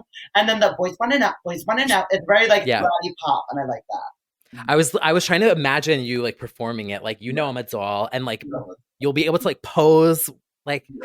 This is so cool too, because I feel like one thing, and I wonder if you guys struggle with this as well, like working on the internet and everything just being a screen and like Zoom, or like it's hard to understand like what people like and if they're like vibing with it, or if they're like people tell me they laugh to like the podcast and stuff, but I'm like, I don't see people cracking up. But like when I talk with Brad, I'm like, I know I can make Brad laugh. So it's like there is that weird real life versus online life, and it not always fully registering. Always. And that even like follows, even just like socially. Sometimes it's just like when you're so in this realm, and then I go out, just even recently, and it's just like you become so good at being by yourself in a sense, or just like the people you surround yourself with. I mean, that's the thing with us. You could have viral videos, millions of people could have seen something, but you could have never stepped out of the house. You didn't have to interact with those people. Really, to you, it's just kind of like a number. Like, it's not real. Like, people were saying, that was definitely you during the pandemic. Like, surely you saw nothing. But then that's why it's like you really have to like work on that self-image and like getting there to a place to receive those compliments, because it's like that can almost be a positive, someone complimenting you, expressing your love. But for me, that was like a very dark, confronting thing. It was like, oh wait, I'm the highlight of someone's day, and they're revolving their day around That's me. what that was like, because like for me, it's like you look at yourself and I always say the biggest scam is you believing it. So it's like you almost believe all the negative things about what, or not even what. No, that's what Trisha said to us. She was saying how she always assumes everyone hates her, but in actuality, she said she's never had anyone that has come up to her. They have never been negative. They've always been nothing but amazing. So that's the thing. It's like the people saying this stuff, they're never going to come up to you. They're just saying it because behind the screen. So that is the thing about social media. I was having a million different conversations, and it turns into Scrabble, and it's like, okay, what's the next one? No, this is fascinating for me, because it's so true. Like, it's exactly what you said, where you're like, oh, this person said they love this online, but then this person said they hate it. So you have to, it's like you equate both of them the same, but you can't really, because yeah. And then it's almost like you can't really take in the positive, because then you're also confirming the negative. So it's like if you're really letting that reliant on getting positivity online, then the one negative comment is going to hit you so hard because you already gave the positive. If just none of it matters, then like, and you're just doing it for you and why you love it, then that's clear sailing, but it's hard to get there. What do you feel like matters for you? Like what counts as like fulfilling for you? I think you were saying it, or I think it's for myself. Like, you have to love it. You have to love it. Like, for me, we always laugh. We always say, I'll stop doing drag when I stop having ideas of dolls I want to recreate and outfits, and that will never end. It's a constant flow of inspiration. So I do that truly. I truly do drag to bring a vision that was in my head to life and actual physical. Yeah, so that's why I just focus on that. I focus on the art, you know. Yeah, and even watching the show back, it's so interesting. You almost get like all of the looks or whatever you were doing, we're completely different artists than we were this time last year doing it. Because it's like when you're in that receiving mode and you're paddling down, everything's going fast. So you feel so different. So I felt that's why I'm kind of happy to tie this, even the conversation up in a bow, that like the season's wrapping up everything. So now you can kind of open that door for all the new floodgates of just newness. That's why I love this time of year. I'm sure y'all can relate. I feel like everyone's lives gets better the second half of the year, the summer, because now there's more adventure, there's more life, there's more like opportunity and growth. It just feels, I always just feel that way. An optimistic note to end on. No, it's I'm going to be taking so much of this conversation and applying it, because when I was listening to your remix, before I sent it to you, I was freaking the fuck out. But I was walking down the street bopping to it, and I was like, no, like just remember this space that you're in right now. So it's cool to hear you guys confirming that, because it's an exact moment where I'm like, I'm alone, but I'm bopping right now. Or like, yeah, and then just having to trust that feeling. Trusting yourself, especially as an artist, to build up that trust, it is so hard, because we live in a world, we want a million different. We're going out to the damn grocery store and you're asking your friend, blue shirt or green shirt? It's like, bitch, put on a blue shirt because you feel hotter in it and walk the fuck out the door. But it's hard. It's hard. It's easier said than done, but yeah. Ooh, I'm excited for this to come. I honestly, what do y'all have? Because I feel like you do guests on your podcast, or not as much, or you every once in a while.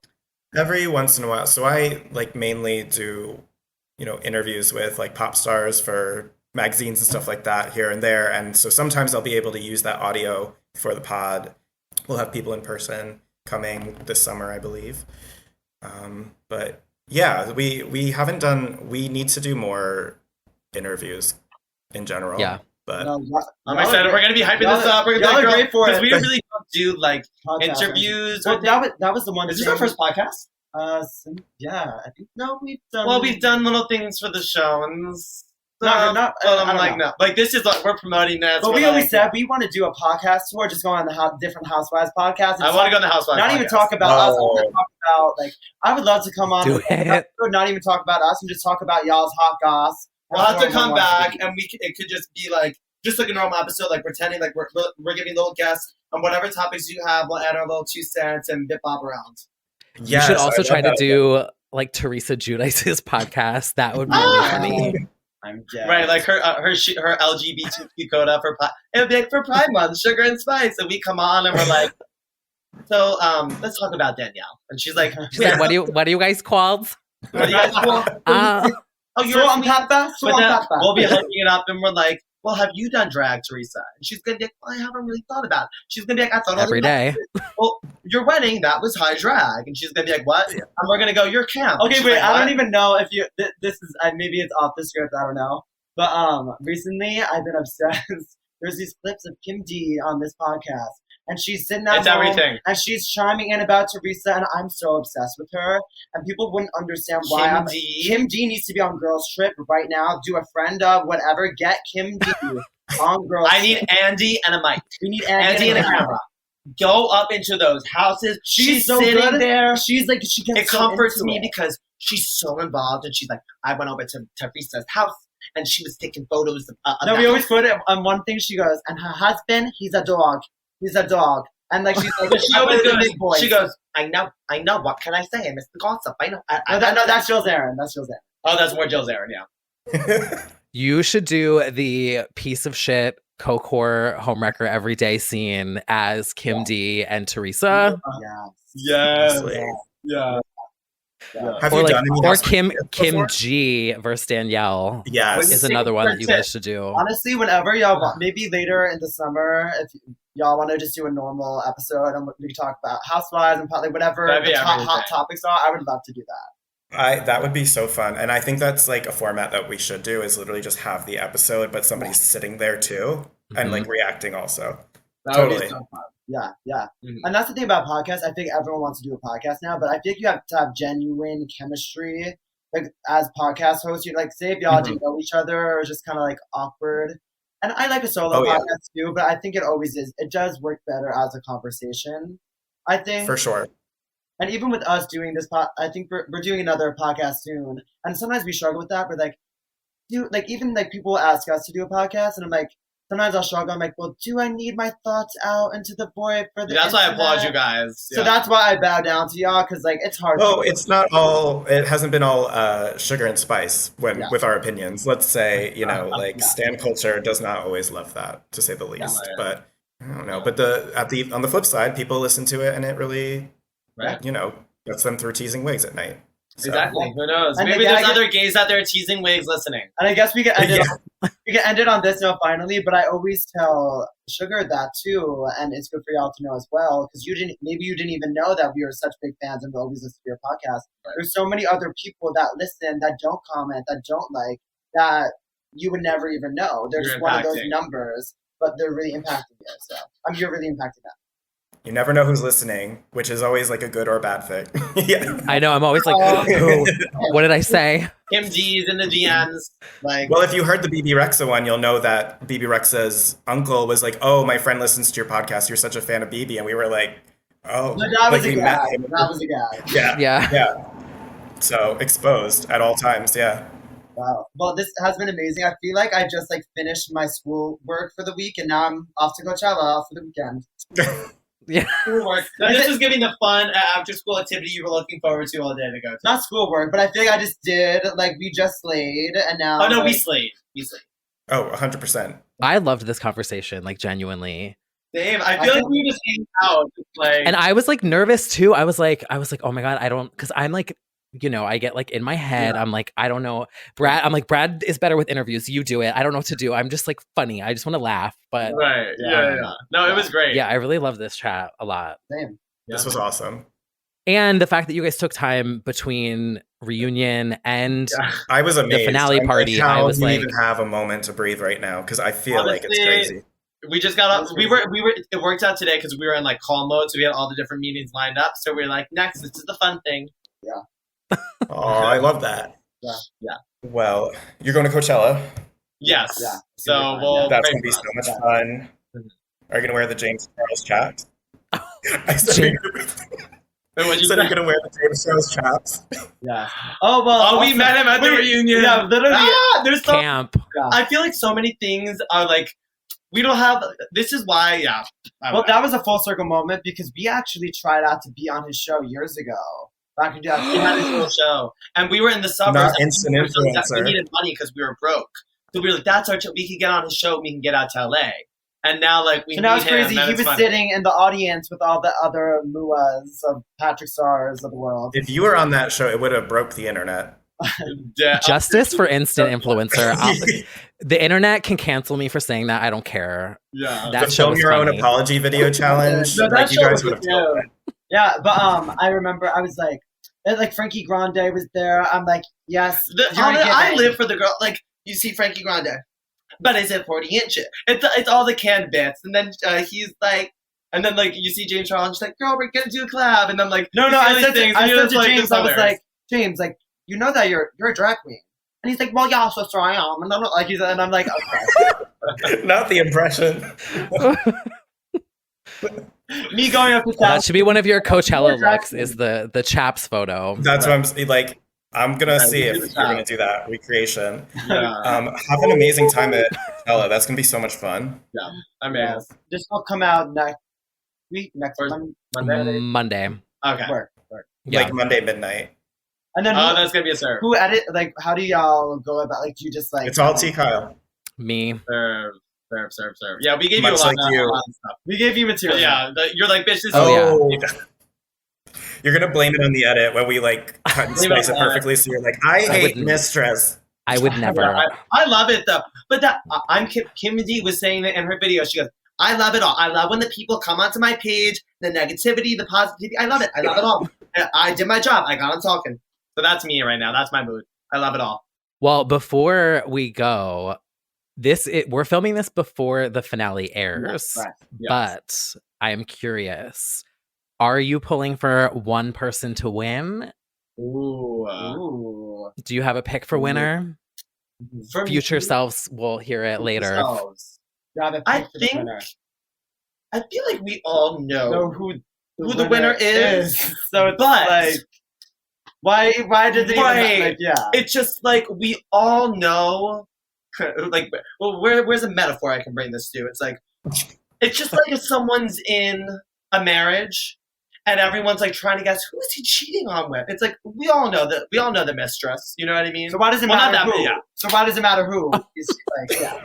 Or Who's I don't cheating know. on Now her? I'm confused. I don't know where I'm going with this. I don't know. But yeah, I mean, if I But you know, had, I want all of them to win. They're all amazing. That's very I want Mistress to win in the family.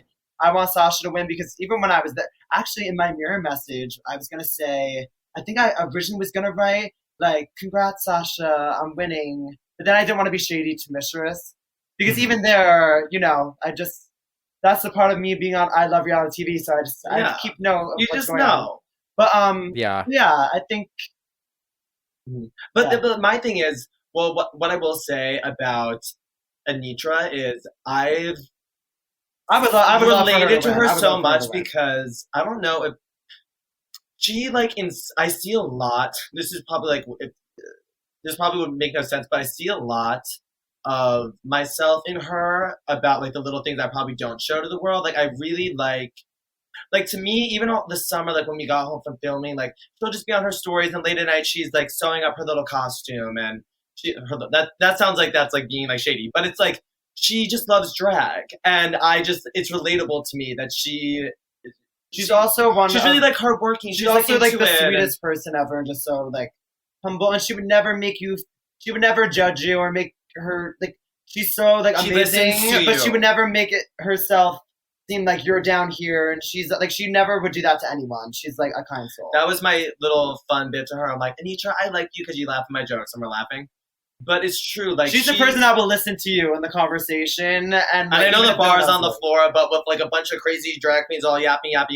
She's the person where like you're in a group of people, you say something no one hears, but then you look over and she like laughs at your joke. She heard it. Girl. Yeah. So that's why I love about her.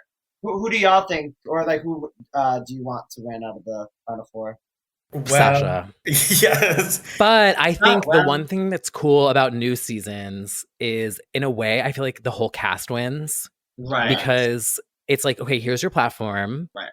And now you get to do with it what you want with social media versus like the early seasons, you know, if you were the winner, you were like the winner. Like that was kind of it. Right. Yeah. Whereas now everyone's like, okay, you're out there. Right. You've got 6 months to, Right. Do your thing. you know.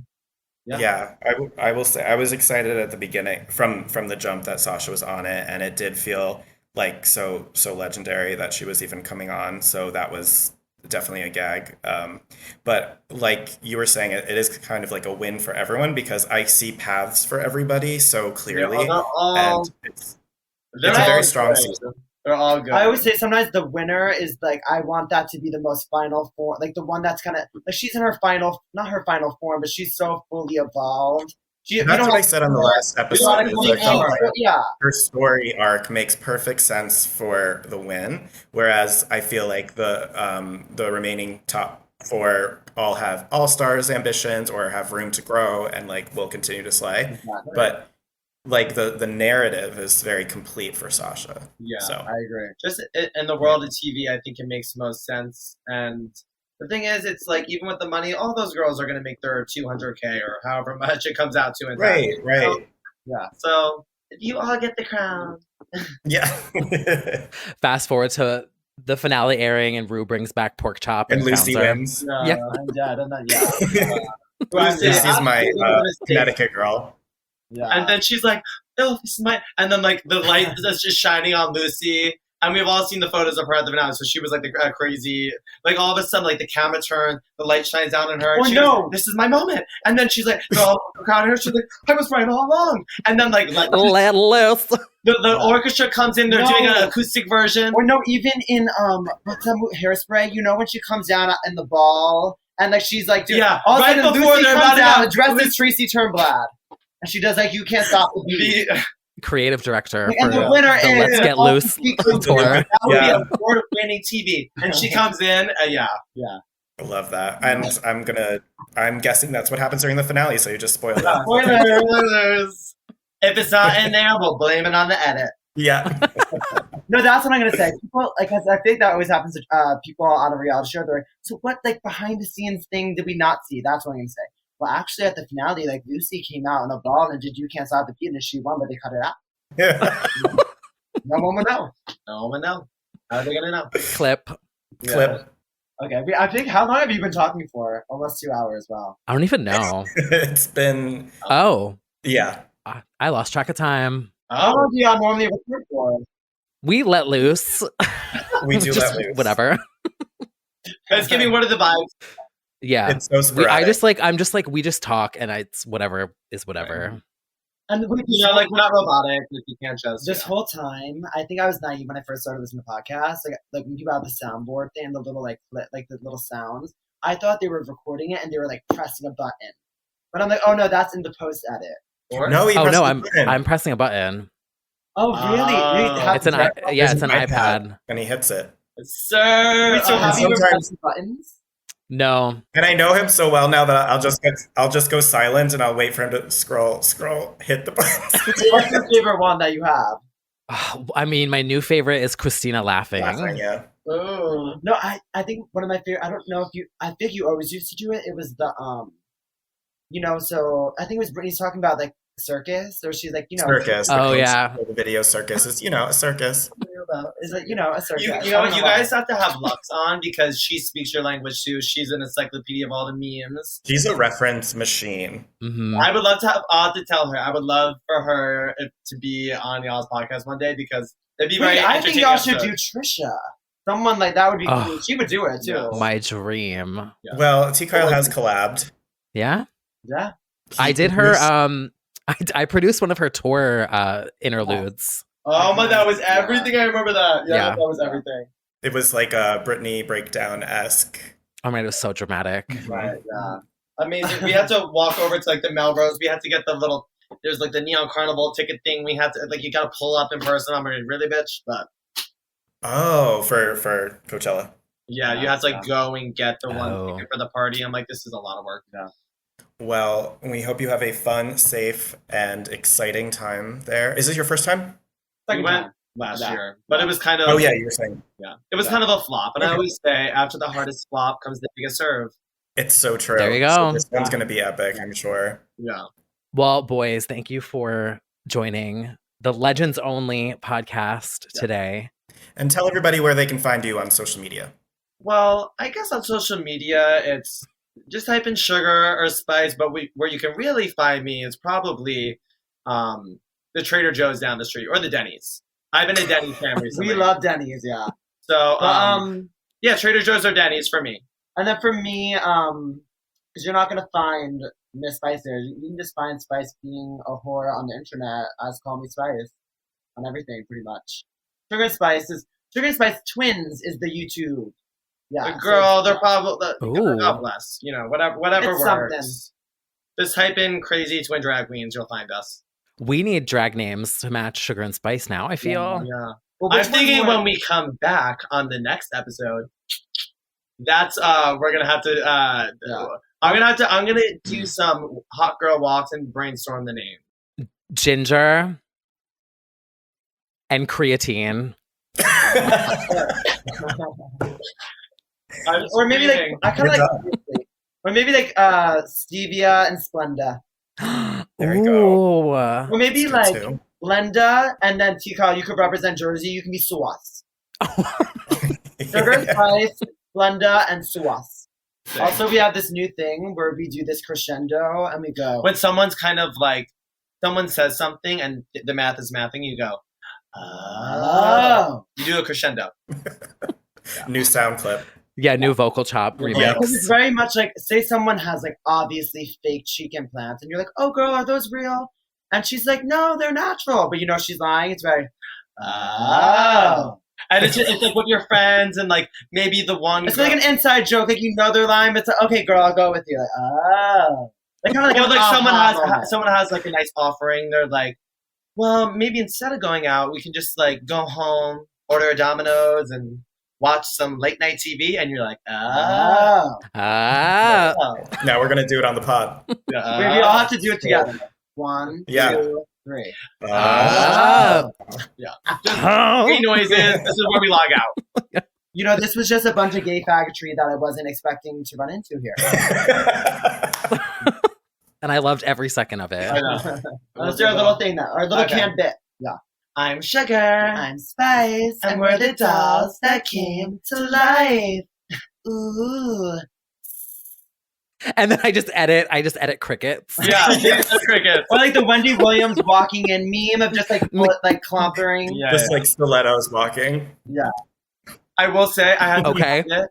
I think it's on YouTube, and someone edited in Spice's Dingling, and it starts, and then it cuts to Wendy like listening, and then all of a sudden it's like, but the boys want to know. We'll have to do that edit with the remix to promote it. Yes, I will totally promote that. Get the housewives dancing. So like with Camille whipping her hair. Yeah, boys and then, but in the Mm-hmm. beginning, like before the beat drop, you can cut to Wendy, you know, and she's like, oh, okay. She's like, oh, I hear And then when something. She's up the bed. but okay, and then like in between the hold up, you know, Madal, that's when she starts doing it, and then when the beat drops, it cuts to her like doing her thing, and then it could like the big flash mob of her, and then you just take clips of you from the talent show and like doing the little dance or whatever. That'd be sickening.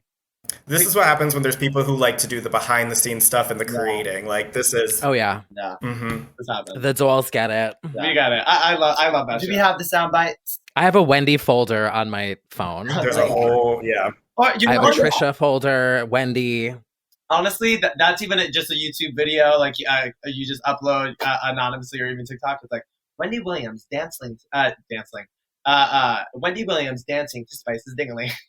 The Dingling. Mhm. I just like Yeah. Yeah. Or no, that's just like the dance bit. You just post that as like the lyric video. the lyric video, and it's just like the lyric video. yeah, the lyrics on the I just screen. be saying, hold up. Boys want to know. But the boys want to know. And the icon is like Wendy, and like Girl. Well, go snatch your Coachella tickets. Okay, we're gonna snatch those. Okay, it's Yes. real girlies. Bye guys. Bye. Any takeaways from our chat? Honestly, it was very encouraging to hear them talk us up so highly and kind of super surprising. You never know who's listening. We talked about that on the podcast. And also creatively rejuvenating to remember what you're doing it for. Yeah. Definitely took that to heart. I really loved Sugar's tangents. Like we were teasing, it would be like, oh, they're tangent. It's such a sugar. Like you paint visual pictures of scenes, like when you talk about things. And I was like, oh my God, I felt like that. Well, you know how I get. Sometimes you do. I cut a lot of it out. But there's something there. Yes. It's something that's like, your storyboarding or Yes. well, Sugar had said that she was more like prone to wanting to be into imagination. the behind the scenes of the Mhm. I see that vision. Yeah. For sure. It was infectious. Like And Spice listens to my playlist, so like it's just a win-win all around. I really enjoyed this chat a lot. Yeah. And I found it very inspiring, unexpected, Mhm. vulnerable. I was also shook that they knew of my weekend chat. I mean, they went That deep. really like when they said that, I was like, oh, we can go there. I feel safe now Mm-hmm. because my weekend chat is like very vulnerable. Mm-hmm. It's like also from like 10 years ago at this point. And then I was editing the video and I was reminding me of YouTube and I was having all these flashbacks Mhm. and then watching Sugar again, like talk through all these ideas. I was like, oh, I used to be like that. And I still am like that. Yeah, so do it. So I feel alive this week. Good. Yeah. So I want to thank them. I know you may be listening to I don't know, but I just want to thank you again. I know I DM'd it to you, but like, yeah, Yeah, it really did make an impact. absolutely. Well, thank you everybody for joining us for another episode, a very special episode of Mhm. Legends Only. As always, you can check us out every week. We've also got after shows for our Legends Only fans on Patreon, and you can support us directly. And if you like what you heard, we do main episodes every single week where we get into all of the pop culture topics Mhm. of the week. So that episode is up as well on our feed if Yep. you want to give us a follow. And that's what we do. We just talk about gay shit and thank you all for listening. And until the next conversation, we will See you soon.